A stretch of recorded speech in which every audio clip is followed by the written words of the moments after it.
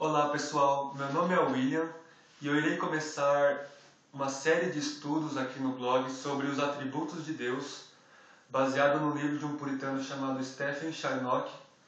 E hoje eu irei dar uma breve introdução biográfica sobre quem foi Stephen Charnock e algumas obras que ele escreveu. Mas antes de começarmos, o apóstolo Paulo, escrevendo aos Colossenses, no capítulo 1, do verso 9 até o verso 12, ele intercede pelos colossenses e ele pede que eles transbordem do pleno conhecimento da vontade de Deus em toda a sabedoria e entendimento espiritual, e que isso leva eles a andar de um modo digno do Senhor, que agrade a Deus em tudo. E isso sendo fortalecido segundo a força da glória de Deus.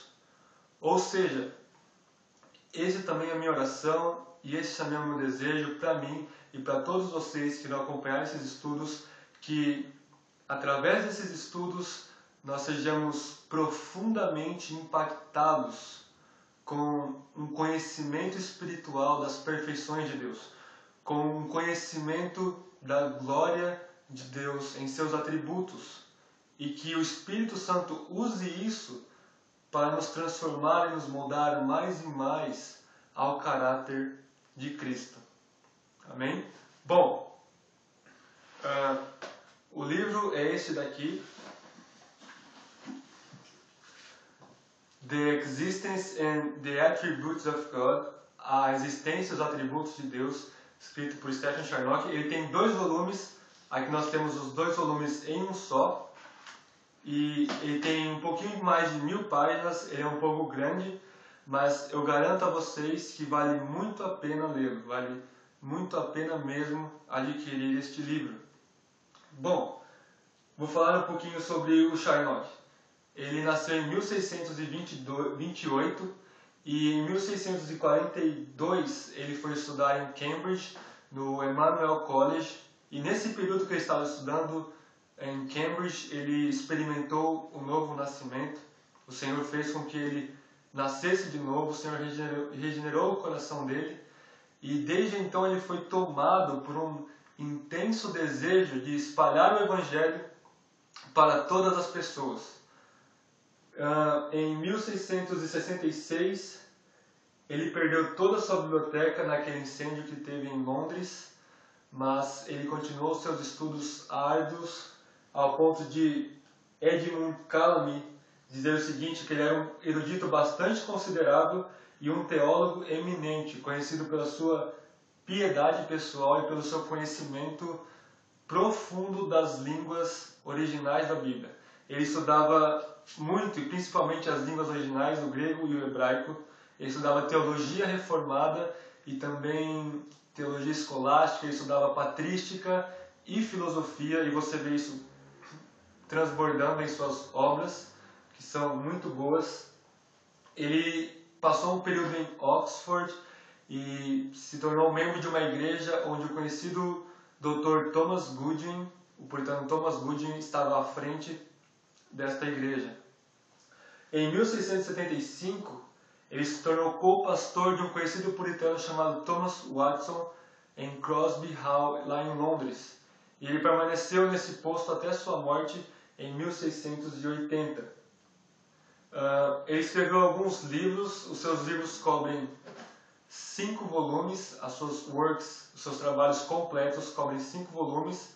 Aqui nós temos 2 dele, mas ele escreveu também um livro chamado Christ Crucified, Cristo Crucificado, onde ele une o Antigo Testamento com o Novo Testamento, e ele mostra como o sacrifício de Cristo preenche e satisfaz as exigências do Antigo Testamento, focando mais Cristo como a nossa Páscoa. Ele também escreveu sobre The Doctrine of Regeneration, a doutrina da regeneração, e também escreveu um livro chamado New Birth, sobre o novo nascimento.